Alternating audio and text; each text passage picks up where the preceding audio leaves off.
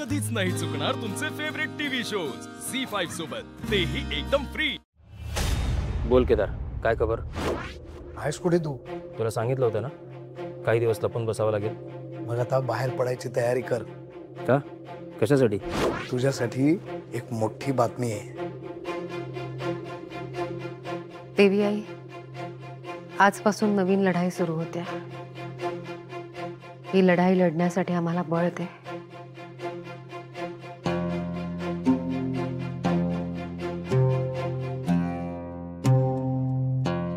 शिकार स्वतःहून तुझ्या समोर येणार आहे। काय?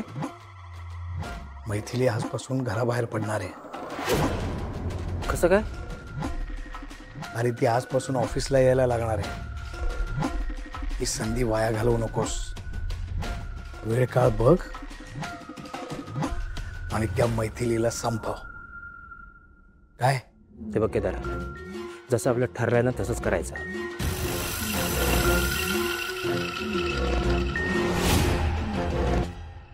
जे संकट परतणार नाही असं वाटत होतं ते संकट परतलंय आणि आम्ही लढणार आहोत। देवी आई, आम्हाला यश दे। अशीच पाठीशी राहा आमच्या।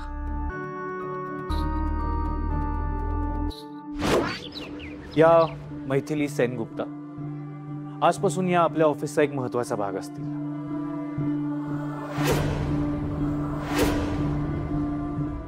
आणि ऑफकोर्स तुम्हा सगळ्यांना माहितीच आहे, शेखर राजाध्यक्ष ज्यांनी त्यांच्या मेहनतीने कष्टाने ही कंपनी स्वतः उभी केली आहे, ते आजपासून ऑफिस पुन्हा जॉईन करतात।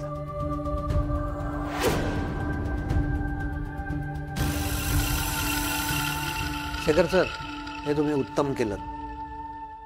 तुमच्या ऑफिसमध्ये तुमचं स्वागत करण्या इतका मी मोठा नाही, पण खरंच सर वेलकम बॅक। थँक्यू कार्यकर।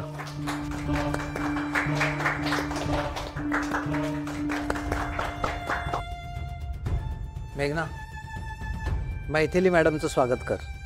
हो सर।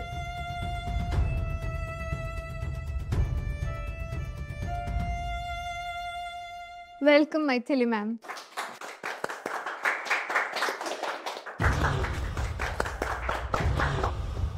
सर, तुमच्या अनुभवाचा आम्हाला खूप फायदा होईल आणि खूप शिकायला मिळेल आम्हाला तुमच्याकडून।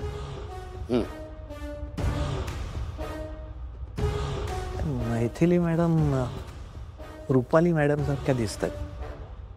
हो, दिसणारच ना, त्या दोघेही जुळ्या बहिणी आहेत। मग बरोबर आहे। अरे वा, आता दादानी ऑफिस जॉईन केलेलं आहे, त्यामुळे आपण सगळेच अधिक उत्साहात आणि जोमात काम करू आणि त्यामुळे आपली कंपनी खूप प्रगती करेल, हे मात्र नक्की। तुम्ही सगळ्यांनी आमचं एवढं स्वागत केलं त्याकरता खरंच थँक्यू। पण खरं तर कौतुक तुमचं करायला हवं, कारण तुमच्या सगळ्यांच्या मेहनतीमुळे इतक्या कमी वर्षामध्ये आपल्या कंपनीनं प्रगती केली आहे। असंच काम करत राहा, मी आहेच तुमच्या मदतीला। बरं, तुम्हाला आता प्रश्न पडला असेल की मैथिली मॅडम या ऑफिसमध्ये काय करणार आहेत, तर त्या आणि तन्मय मिळून लँडस्केप सर्वेचं काम करणार आहेत। मैथिली, तुम्हाला तन्मय सगळं सांगेल, शिकवेल। येस, डोंट वरी, मी त्यांना सगळं शिकवेन। चला मग सुरू करूयात काम। चला।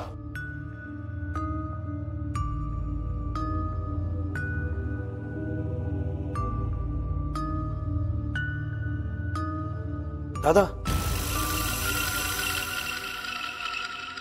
तू ऑफिसला आलायस खरा, पण लवकरच परत जाशील। कोण परत जाईल, थांबेल, हे लवकरच कळेल। बरं, तू ऑफिस जॉईन केल्यापासून तू काय काय काम केलंयस याचं मला अपडेट दे। ऑर्डर आहे माझी, मी सगळं स्वतः चेक करणार आहे।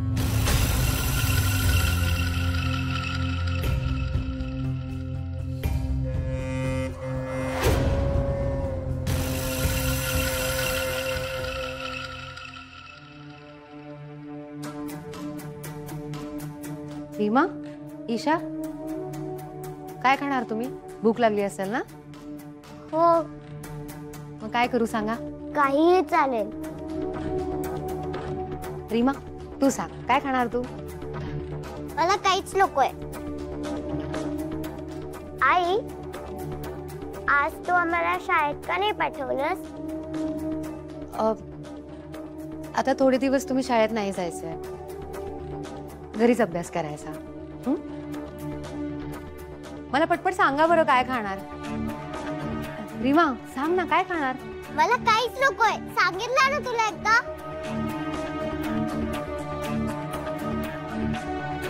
रीमा रीमा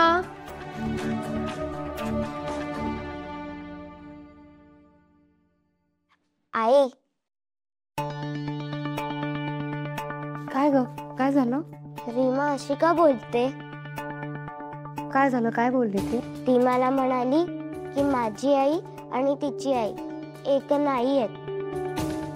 तू फक्त माझी आई आहेस, तिची आई वेगळीच आहे आणि मी तिची बहीण नाही आहे असं पण ते मला म्हणाली. रीमा असं का बोलती आई? अगं तिचा काहीतरी गैरसमज झाला असेल. ठीक आहे आपण बोलूया तिच्याशी, आपण तिचा गैरसमज दूर करायचा. तू ना आपण तिला कसं समजवणार? ती कोणाचंच नाही ऐकत. कसं असतं ना, काही काही गैरसमज असे नुसतेच बोलून नाही दूर होत, ते आपल्या वागण्यातनं आपल्या कृतीतून दूर होतात. म्हणजे रीमा आता जरी अशी वागत असली ना तरी आपण तिच्याशी खूप छान वागायचं, तिला भरपूर प्रेम द्यायचं, तिचे खूप खूप खूप लाड करायचे. मग हळूहळू हळूहळू सगळे गैरसमज दूर होणार.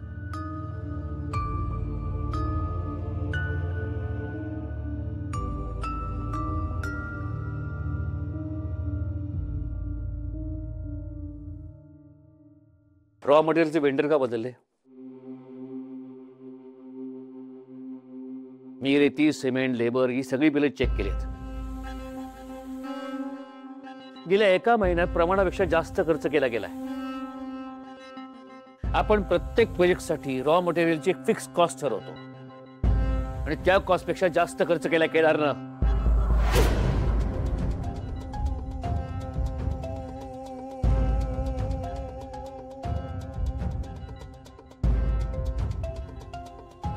तुम्ही जरा न ओरडता बोललात तर जास्त बरं होईल. अरे अशाने आपण ओव्हर बजेट होऊ.